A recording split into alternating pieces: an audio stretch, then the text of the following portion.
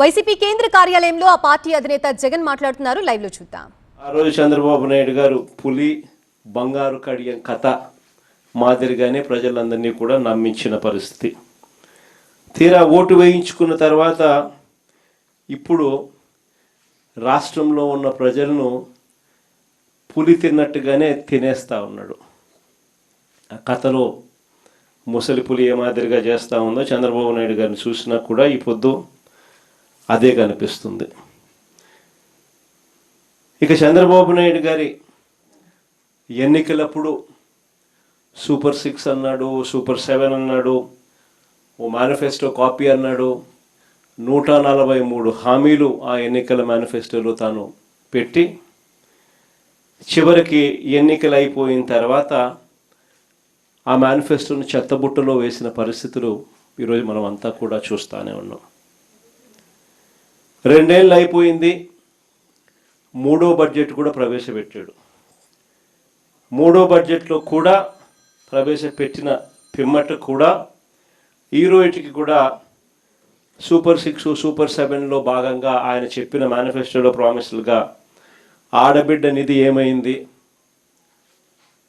ప్రతి అక్క చెల్లెమ్మకు 18 ఏళ్ళ వయసు నిండిన ప్రతి అక్క చెల్లెమ్మకు ప్రతి నెల 1500 రూపాయలు చొప్పున సంవత్సరానికి 18,000 ఇస్తానన్నావు కదా, 2 ఏళ్ళు అయిపోయింది, 3వ సంవత్సరం బడ్జెట్లో కూడా పెట్టలే కదా అని అడిగితే మాట రాదు. సూపర్ 6, సూపర్ 7లో భాగంగా నిరుద్యోగ వృత్తి అని చదువుకున్న ప్రతి పిల్లాడికి కూడా 3,000 రూపాయలు నిరుద్యోగ వృత్తి ప్రతి నెల ఇస్తానన్నావు. సంవత్సరానికి 36,000, 2 ఏళ్లకు 72,000 ఇప్పటికే బాకీ పడ్డావు. 3వ సంవత్సరంలో కూడా బడ్జెట్లో కూడా పెట్టలా అని అంటే దాని మీద మాట ఉండదు. 50 ఏళ్ళకే పెన్షన్ అన్నావు. 50 ఏళ్ళ నిండిన ప్రతి అక్క చెల్లెమ్మకు సంవత్సరానికి 48,000 బాకీ, 2 ఏళ్లలో 96,000 బాకీ. 3వ సంవత్సరం కూడా బడ్జెట్లో దాని గురించి అలాట్మెంట్స్ ఏమీ లేవు కదా అని అంటే దాని గురించి కూడా ఎక్కడా పత్తా ఉండదు. మేనిఫెస్టో అడ్రస్ ఎక్కడా మనకు కనిపించదు. అడిగితే మాత్రం చంద్రబాబు నాయుడు గారికి బీపీ పెరుగుతుంది. ఈ మధ్యకాలంలో ఆయన బీపీ చాలా ఎక్కువగా పెరుగుతూ ఉంది. టపాని ఎక్కడైనా పొరపాటున చంద్రబాబు నాయుడు గారిని ఎవరైనా నిద్ర లేపి మావిగన్ అని చెవులు అన్నారంటే మాత్రం అక్కడే పడిపోతాడు. ఈ మధ్యకాలంలో చంద్రబాబు నాయుడు గారిని ఇవన్నీ కూడా చూస్తూ ఉన్నాం. 143 హామీలలో మనందరికీ కూడా ప్రధానంగా కూడా కనిపించేటివి పెట్రోలు డీజిల్ కళ్ళ ఎదుటే కనిపిస్తూ ఉంది. పెట్రోలు డీజిల్ పరిస్థితి ఎలా ఉంది అని చెప్పి చూస్తే ఈరోజు పెట్రోల్ 117 రూపాయలు దాటింది, డీజిల్ చూస్తే 105 రూపాయలు దాటింది. ఈ పెట్రోలు ఈ డీజిల్ను చంద్రబాబు నాయుడు గారు ఎన్నికల మేనిఫెస్టోలోనే పెట్టారు. అధికారంలోకి రాగానే పెట్రోల్ డీజిల్ రేట్లు తగ్గించేస్తాను అని. చంద్రబాబు నాయుడు గారు అధికారంలోకి వచ్చి 2 ఏళ్ళు అయిపోయింది, 3వ సంవత్సరం కూడా మొదలైంది. ఈరోజు పెట్రోలు డీజిల్లు విపరీతంగా బాదుడు కనిపిస్తూ ఉంది. ఇప్పటికే పెట్రోల్ 117 రూపాయలు దాటింది, డీజిల్ 105 రూపాయలు దాటింది. ఇందులో స్టేట్ గవర్నమెంట్కి వచ్చే ట్యాక్సుల రూపేణా వచ్చే సొమ్మే పెట్రోల్ మీద 31 రూపాయ 62 పైసలు, డీజిల్ మీద 23 రూపాయల 46 పైసలు. ఒక్క పెట్రోల్ డీజిల్ మీద మాత్రమే రాష్ట్ర ప్రభుత్వానికి వచ్చే ఆదాయం. సెంట్రల్ గవర్నమెంట్కి వచ్చే ఆదాయం పెట్రోల్ మీద 11 రూపాయల 90 పైసలు అయితే డీజిల్ మీద 7 రూపాయల 80 పైసలు. మరి ఈరోజు 117 రూపాయలు పెట్రోల్ కనపడుతుంది, 117 రూపాయల 10 రూపాయి, డీజిల్ 105 రూపాయల 10 రూపాయి. మరి ఇంత దారుణమైన బాధుడు కనిపిస్తూ ఉన్నప్పుడు నీ పెట్రోల్ మీద నీకు వచ్చే ట్యాక్సులు, డీజిల్ మీద నీకు వచ్చే ట్యాక్సులు నువ్వు ఎందుకు తగ్గించడం లేదయ్యా? ఎన్నికల మేనిఫెస్టోలు నువ్వే కదా ఈ మాటలన్నీ రాశావు కదా అని చెప్పి అడిగితే మాత్రం చంద్రబాబు నాయుడుకు బీపీ పెరుగుతుంది. సరే, ఎన్నికల హామీలలో ఇంకా చాలా ఉన్నాయి. సూపర్ 6లు సూపర్ 7లు పచ్చి మోసాలుగానే కనపడతా ఉన్నాయి. సూపర్ 6లు సూపర్ 7లు పూర్తిగా ఒకవైపున ఎగరగొడుతూనే మరోవైపున ఈ సూపర్ 6లు సూపర్ 7లు అన్నీ చేసేసాము అని ఏకంగా అడ్వర్టైజ్మెంట్లు ఇచ్చుకుంటా ఉన్న ముఖ్యమంత్రి బహుశా దేశ చరిత్రలో ఎవడు ఉండడేమో. ఇంతగా అబద్ధాలను బుల్డోస్ చేసి పేపర్లో అడ్వర్టైజ్మెంట్లు ఇచ్చి మరీ దాన్ని ముందుకు తీసుకొని పోయేటోడు బహుశా ప్రపంచ చరిత్రలో ఎవడు ఉండడేమో అబద్ధాలకు, ఒక చంద్రబాబు నాయుడు గారు తప్ప.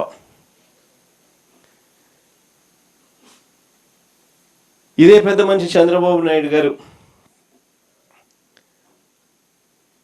తాను ఫలాన్ని మంచి చేశాను అని చెప్పి చెప్పుకునే పరిస్థితి లేదు.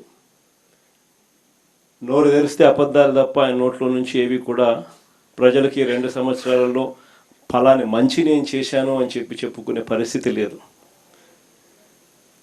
ఈ 2 ఏళ్లలో ఆయన చేసిన మంచి ఎక్కడా కూడా లేదు కాబట్టి, చెప్పుకునేందుకు ఏమీ లేదు కాబట్టి ఆయన డైవర్షన్ పాలిటిక్స్లో పూర్తిగా నిమగ్నమై ఉన్నాడు.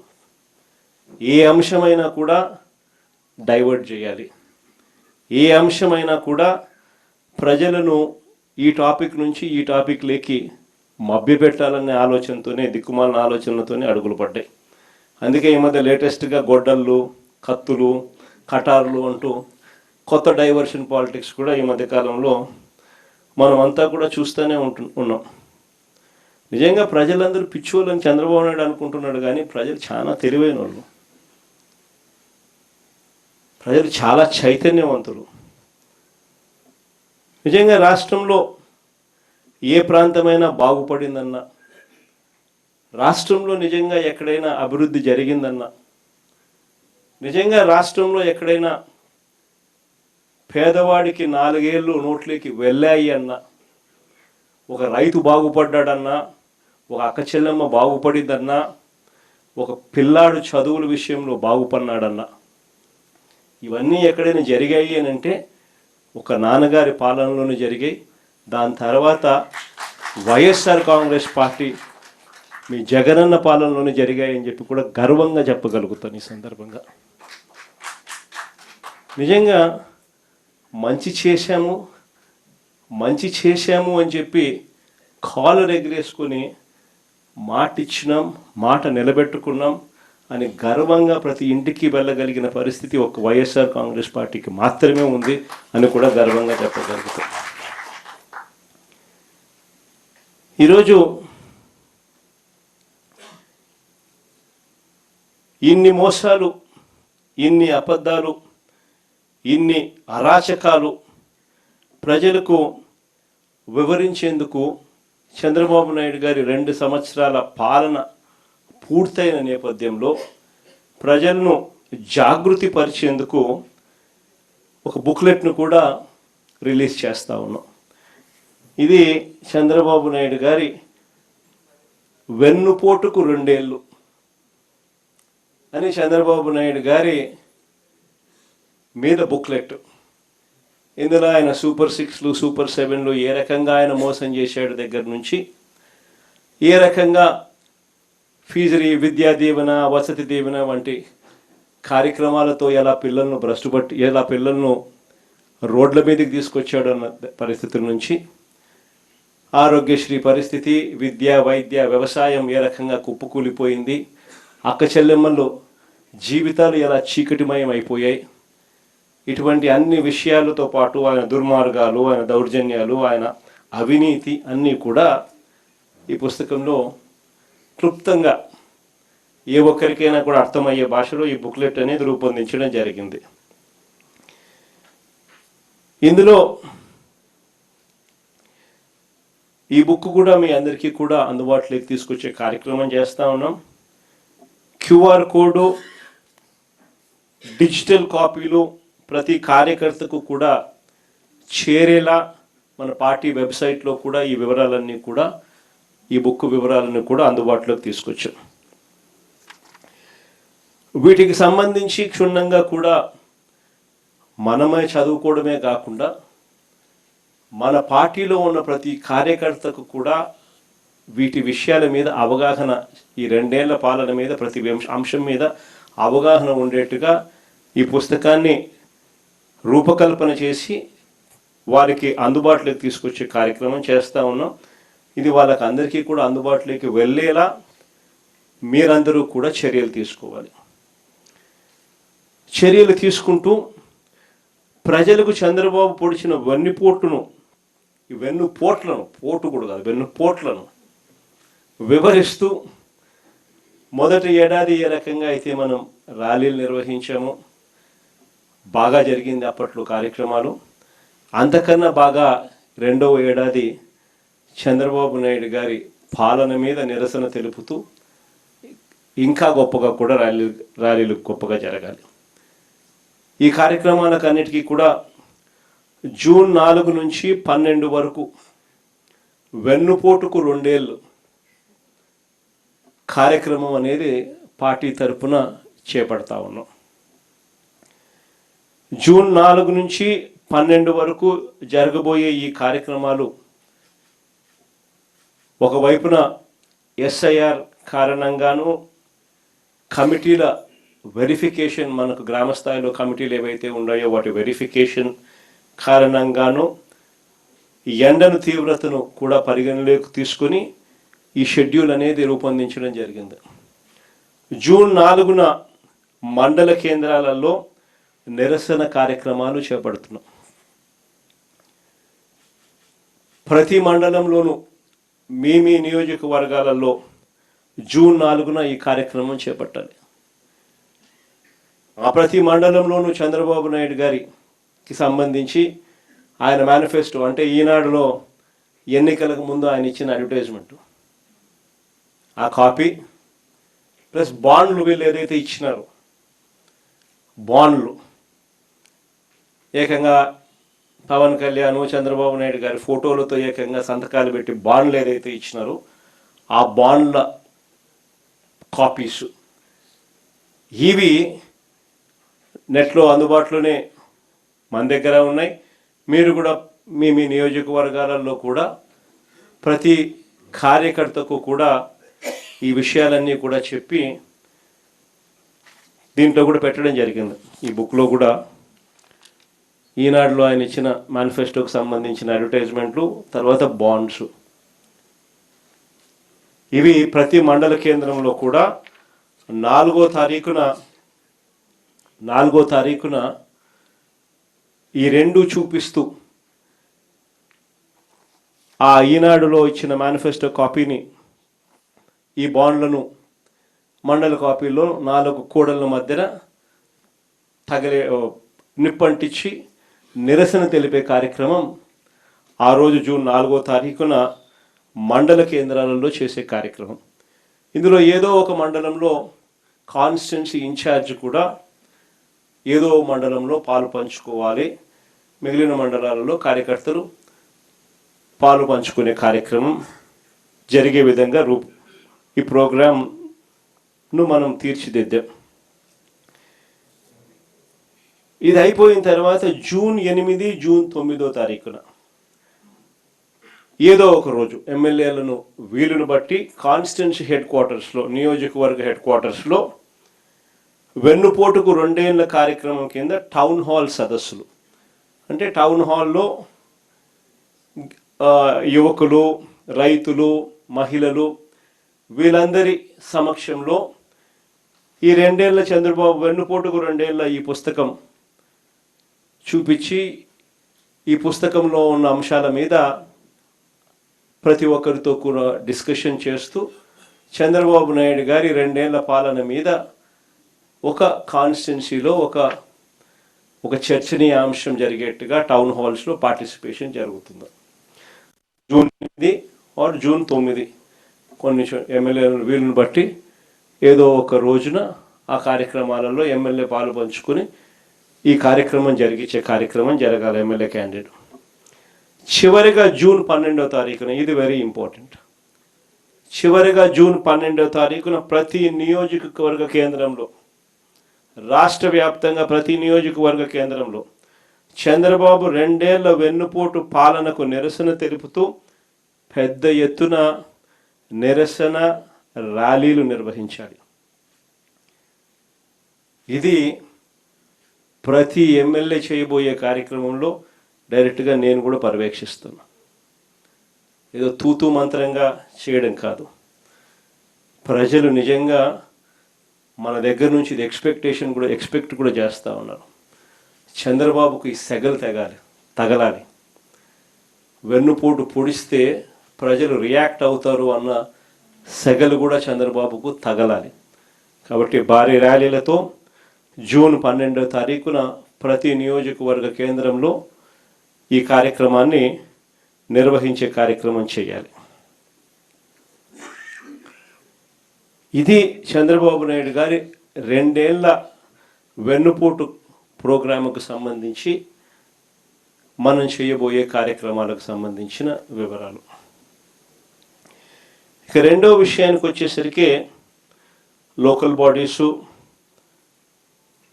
త్వరలో స్థానిక సంస్థల ఎన్నికలు రాబోతూ ఉన్నాయి. వీటికి సంబంధించి కూడా మీ అందరికీ కూడా తెలిసిన విషయాలే. ఇప్పుడు నేను ఒకటి చెప్తా ఉన్నా. ఇక్కడ చంద్రబాబు నాయుడు గారు గురించి, ఆయన చేయబోయే కుట్ర రాజకీయాల గురించి మనందరికీ కూడా తెలిసిన విషయాలే.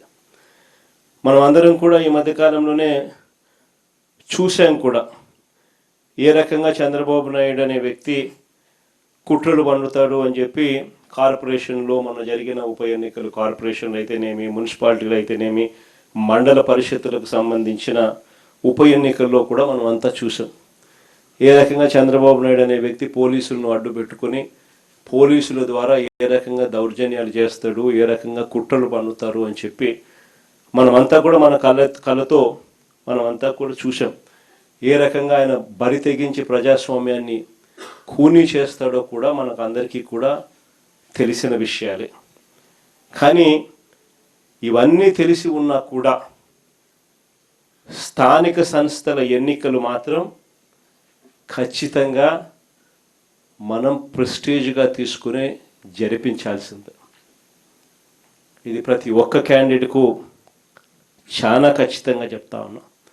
చంద్రబాబు నాయుడు అనే వ్యక్తి ఎన్ని కుట్రలు పన్నినా, ప్రజాస్వామ్యాన్ని ఖూనీ చేస్తూ ఎన్ని ఇబ్బందులు పెట్టినా, స్థానిక సంస్థల ఎన్నికల్లో ప్రతి కార్యకర్తకు మనం తోడుగా ఉండాలి అని మాత్రం ఖచ్చితంగా చెప్తా ఉన్నా. నేను మాత్రం ఎందుకు అనంటే ఈ స్థానిక సంస్థల్లో పోటీ అనేది క్యాండిడేట్ నిలబడిన తర్వాత అది విజయమైనా పరాజయమైనా కూడా ఆ ప్రతి క్యాండిడేట్కు అనిపించాలి ఎమ్మెల్యే క్యాండిడేట్ నాకు తోడుగా ఉన్నాడు అని.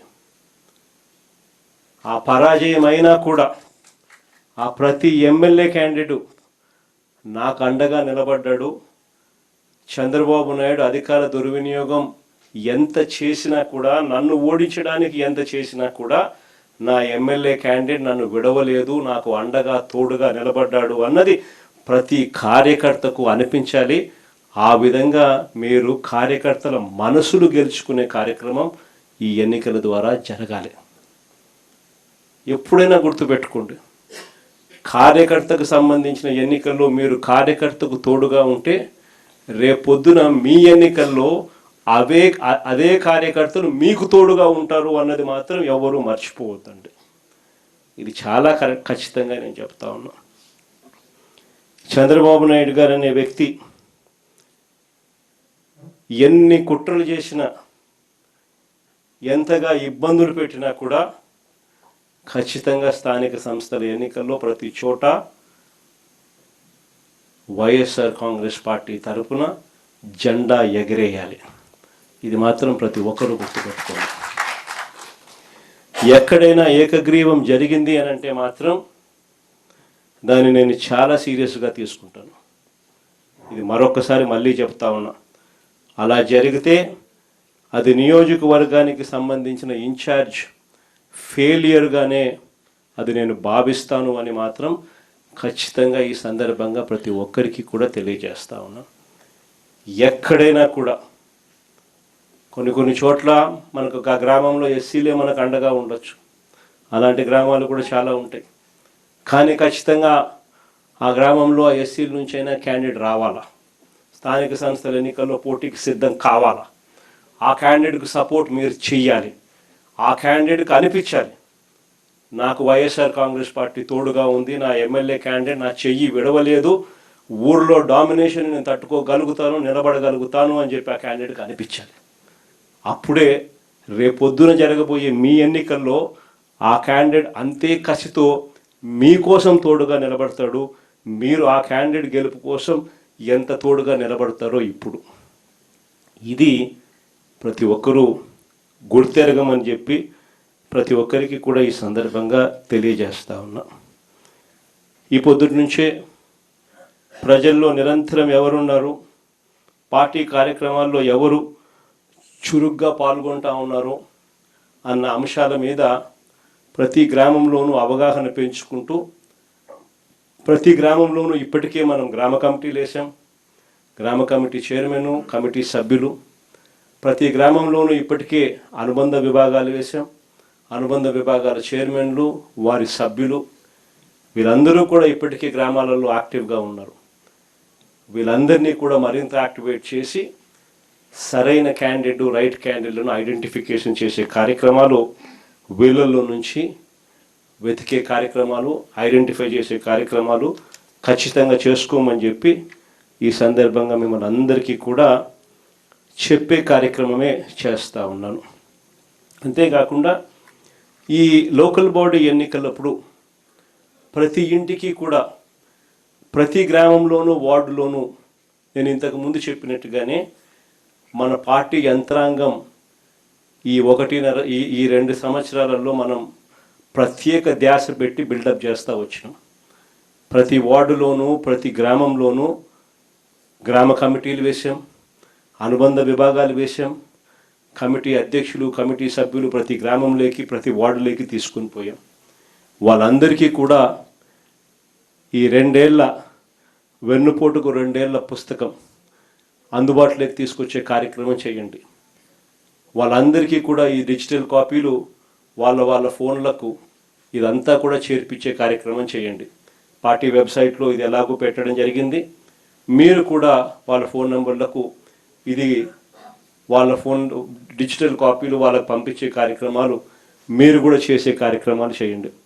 ఈ కాపీలు ప్రతి ఇంటికి, ఆ గ్రామంలోనూ, ఆ వార్డులోనూ ఈ అనుబంధ విభాగాల సభ్యులు, అధ్యక్షులు, గ్రామ కమిటీ అధ్యక్షులు, సభ్యులు ప్రతి ఇంటికి వీటితో వాళ్ళు చదువుకొని ఈ పుస్తకాలను ప్రతి ఇంటికి కూడా వాళ్ళు చేర్పించి, ప్రతి ఇంట్లో కూడా చంద్రబాబు నాయుడు గారి 2 ఏళ్ల పాలన మీద ప్రతి ఇంట్లో కూడా చర్చ జరిగేట్టుగా ప్రతి ఇంటికి వాళ్ళు వెళ్ళి టైం కేటాయించి వాళ్ళు ప్రతి ఇంట్లో కూడా చర్చ జరిగేట్టుగా చేయాలి.